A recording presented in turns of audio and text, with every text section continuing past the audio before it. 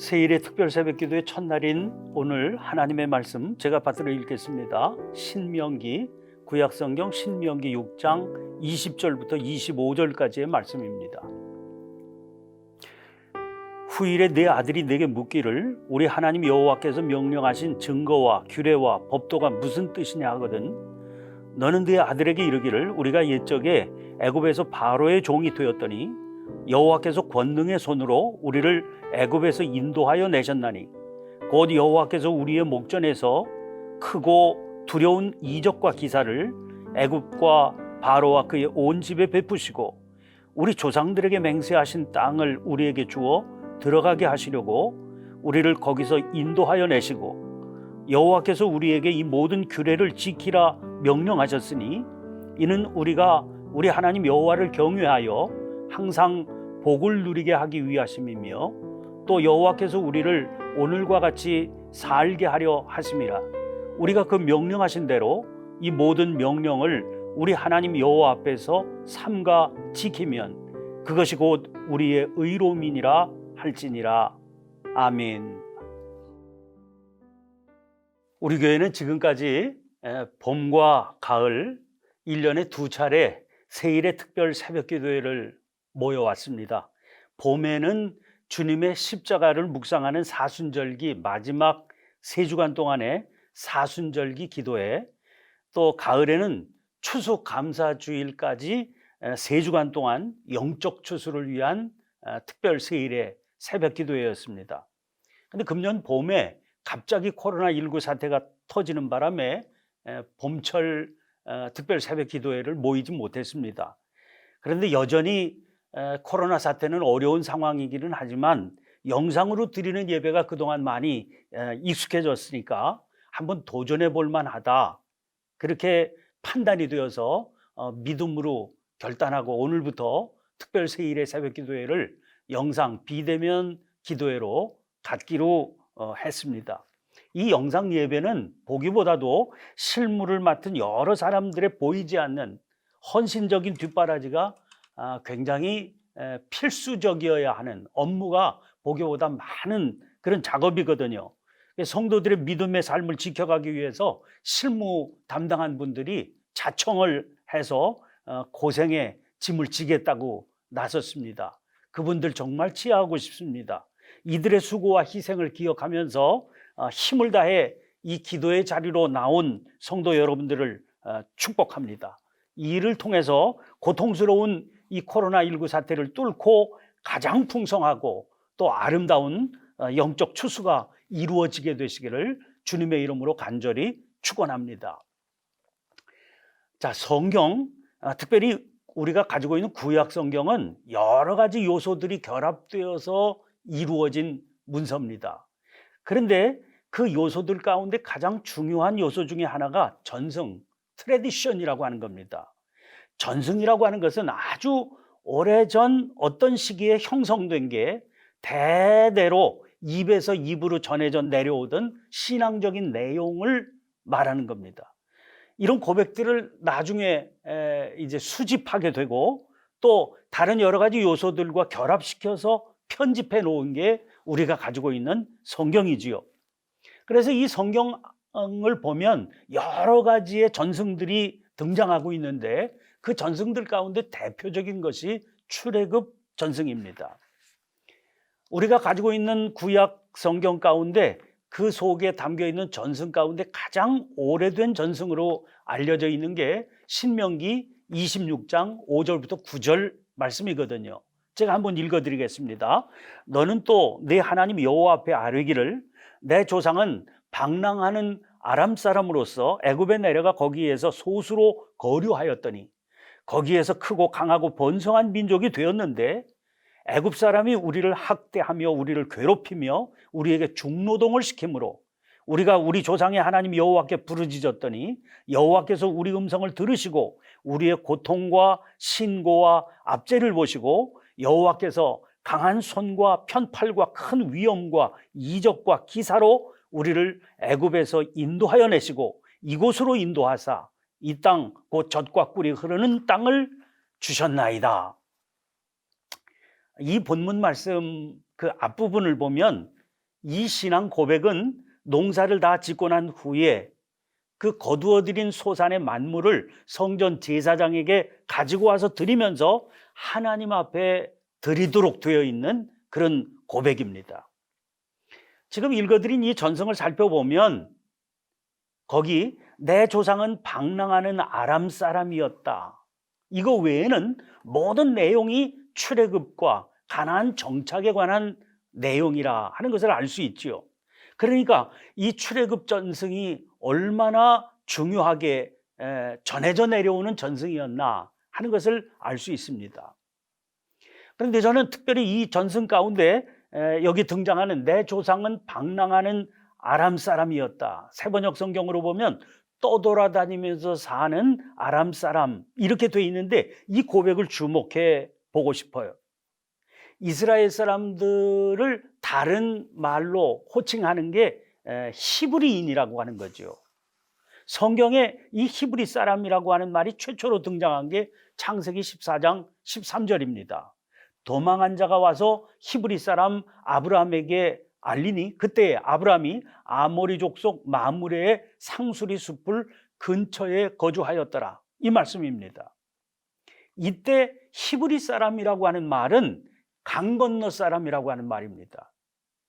이 말은 원주민들이 너희들은 떠돌이다, 강 건너에 있는 떠돌이다, 그렇게 멸시를 섞어서 부르던 호칭이거든요. 출애굽기에서는 이 히브리 사람이라고 하는 말이 애굽 사람들이 이스라엘 사람들을, 종 노릇하는 이스라엘 사람들을 부르던 호칭인데, 성서학자들 연구에 의하면 본래 이것은 무슨 특정한 종족의 이름이 아니라는 거예요.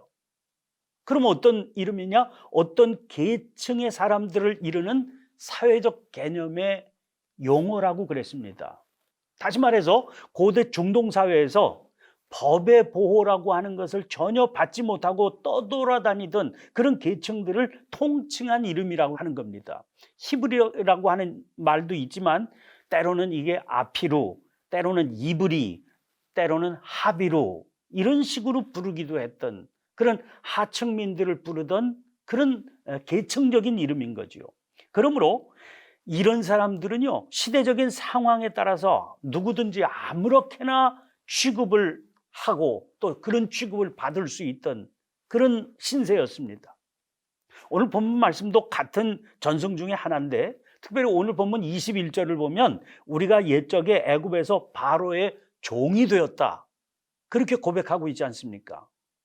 그럼 왜 애굽의 종이라고 하지 않고 바로의 종이라고 했을까요? 애굽의 종이라고 부르면 똑같은 종이라도 자기들의 나라가 전쟁에 패하거나 굴복한 그런 정치적인 사건의 결과로 이루어진 그런 호칭이 됩니다. 그러나 바로의 종이라고 그랬잖아요. 이 사람들은 망할 나라조차 없었던 사람들입니다. 아무런 기댈 언덕이 없던 그런 사람들이었다는 의미입니다. 그러니까 바로의 종이었다고 하는 것은 비록 그 바로가 왕이라서 왕에 의해서 자행된 일이기는 하지만 바로라고 하는 개인에 의해서도 아무렇게나 짓밟혀도 저항조차 할 수 없었던 그런 존재였다, 그런 의미인 겁니다. 이게 바로 이스라엘 스스로 고백하는 사실입니다. 우리는 그런 존재였다는 거죠. 자, 세상에는요, 옛날부터 지금까지 이런 식으로 대우를 받던 민족 또는 이런 부류의 사람들이 허다했습니다. 자기들을 지켜줄 나라도 없고 세상에는 아무런 기댈 언덕도 없던 그런 종족, 그런 사람들이죠. 이 사람들은 아무런 힘이 없으니까 누구에게나 이유도 모르는 채 폭력적으로 피해를 입으며 살아야 했던 그런 무리들입니다. 역사적으로 이런 무리들의 가장 대표적인 종족, 두 종족을 예로 들면 하나는 유대인이고요, 하나는 집시족입니다. 자, 2차 대전 그 부근에 나치, 독일 나치에 의해서 자행된 홀로코스트 대학살 사건이 있습니다. 이때 이런 종족, 유대인들과 집시족이 마구잡이로 독일 정권에 의해서 희생당했죠. 그때 학살당한 유대인들이 575만 명으로 알려져 있습니다. 이 숫자는 가해자인 독일 측에서 밝힌 게 아니고 유대인들이 자기들이 스스로 일일이 조사해서 밝혀낸 숫자입니다. 그런데 유대인으로 575만 명이라고 하는 게 밝혀져 있는데 집시들의 경우에는 도대체 그때 홀로코스트 때 얼마나 집시 인종들이 희생됐는지 그 피해 정도가 얼마였는지 도대체 알 수가 없습니다. 왜 똑같이 학살의 대상이었는데 유대인들은 피해 정도를 알고 있는데 집시족들은 모르는 거냐 하는 겁니다. 왜 이런 결과가 나타나게 됐을까요? 이스라엘의 경우에는 역사의 어떤 사건을 전승이 되게 했던 겁니다. 오늘 본문의 내용은 출애굽하던 그날 밤의 사건을 저 아득한 조상 때로부터 대대로 전해 내려온 내용입니다. 이게 유월절 행사 때 전해져 내려오게 되어 있습니다. 특별히 유월절은 유대인들의 다른 절기와 다르게 회당이나 성전을 중심으로 행해진 절기가 아니라 가정에서 행해지는 절기였습니다. 이스라엘 초등학교 국어 교과서 맨 첫 장의 내용이 이런 내용이라고 그래요. 우리는 애굽에서 바로의 노예였습니다.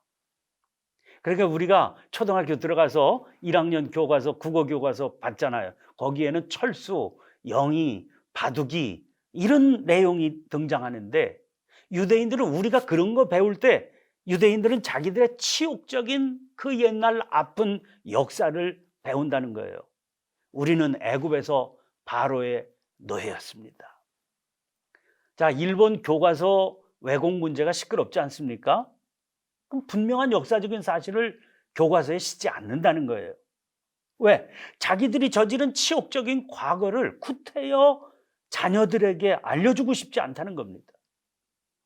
그런데 유대인들은 초등학교 국어교과서 첫 문장에 자기들의 그 옛날 수치스러웠던 과거를 아주 분명히 밝혀주고 있잖아요.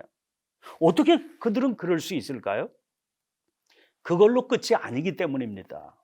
여기에 반드시 따르는 내용이 있게 돼 있거든요. 그 내용이 뭘까요? 21절, 오늘 본문 21절 하반절을 보면 여호와께서 권능의 손으로 우리를 애굽에서 인도하여 내셨나니, 이런 말씀이 따라오고 있지 않습니까? 이게 바로 핵심이에요. 전승이라고 하는 것은 그 고백을 현재화하려고 있는 겁니다. 다시 말해서 그 옛날 애굽에서 바로의 종노릇하던 우리를 하나님께서 권능의 손으로 애굽에서 인도하여 내셨는데 그 하나님이 지금도 살아계셔서 우리를 인도하고 계신다. 그런 고백입니다. 이게 바로 떠돌이였던 유대인들을 위대한 민족이 되게 만든 힘이라고 할 수 있습니다. 자, 아까 구전으로 전해지던 전성들을 모아서 편집해서 집대성해 놓은 게 성경이다, 그런 말씀을 드리지 않았습니까? 학자들에 의하면 이 편집의 최종본이 완성된 게 바벨론 포로 시기였다, 그렇게 말하고 있습니다. 그럼 왜 하필 그때였을까? 이런 문화적인 사업이라고 하는 것은 대개 민족이 융성했을 때 이루어지는 게 보통인데 이스라엘 백성들이 이 엄청난 작업을 한 게 이스라엘 민족의 가장 어둡고 어려웠던 시기에 이 일을 해냈다는 겁니다. 왜 하필 그때였을까? 그렇게 묻게 됩니다. 그 시기는 이스라엘에게는 가장 혹독한 고통의 광야 시절이었거든요. 이 고통스러운 광야에 서 있으면서 그들은 옛날 자기들의 조상들이 살았던 그 광야를 떠올린 겁니다. 그때의 그 고통을 떠올린 겁니다. 그래서 지금의 이 고통을 어떻게 하면 극복하고 이겨낼 수 있을까를 생각했던 것이죠. 사랑하는 성도 여러분, 지금 우리는 엄중한 코로나19 시기를 지나고 있습니다. 이렇게 사상 초유의 영상 비대면으로 새벽 기도회를 모일 수밖에 없는 그 상황이 지금이 얼마나 엄중한 시기인지를 깨닫게 해주지 않습니까? 지금 우리도 광야 위에 혹독한 시련이 가득한 광야 위에 서 있는 겁니다.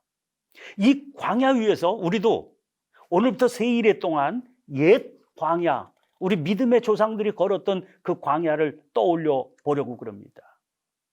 무엇이 이 광야를 지나 젖과 꿀이 흐르는 가나안 땅에 들어갈 수 있게 했었는지, 혹은 도대체 무엇이 들어가지 못하도록 무릎을 꿇리게 했던 것인지, 그런 것들을 살펴보면서 오늘 우리가 붙들어야 될 것은 무엇이며 피하고 극복해야 될 것들은 어떤 것들인지를 살펴보려고 그러는 겁니다. 코로나 바이러스가 뒤덮고 있는 이 광야가 주는 영적 교훈을 이 세일의 기간을 통해서 함께 저와 여러분이 붙들 수 있게 되시기를 간절히 축복합니다. 그래서 광야의 연단을 거쳐서 정금 같은 믿음으로 하나님께서 허락해 주시는 젖과 꿀이 흐르는 가나안 땅에 들어가게 되는 복된 우리 모든 성도들, 저와 여러분이 되시기를 주의 이름으로 간절히 축원을 드립니다. 함께 기도하시겠습니다. 살아계신 하나님, 코로나19 사태 속에서도 비록 영상을 통해서이기는 하지만 다가오는 추수감사주의를 앞두고 영적 추수를 위한 세일의 특별 새벽 기도회를 드리게 해주셔서 감사드립니다. 살얼음 걷는 듯 위험 속에서도 오늘까지 저희들을 지켜주시니 감사합니다. 광야 같은 이 상황 속에서 말씀을 통해 은혜 받게 하시고 옛날 믿음의 조상들의 영적 경험을 통해 붙들어야 할 것 붙들게 하시고 피하고 극복해야 할 것들 피할 수 있는 믿음을 허락해 주시옵소서. 세일의 기간 동안 주님께서 친히 저희 모두를 붙들어 주시기를 간절히 기도하오며 예수님 이름으로 기도하옵나이다. 아멘.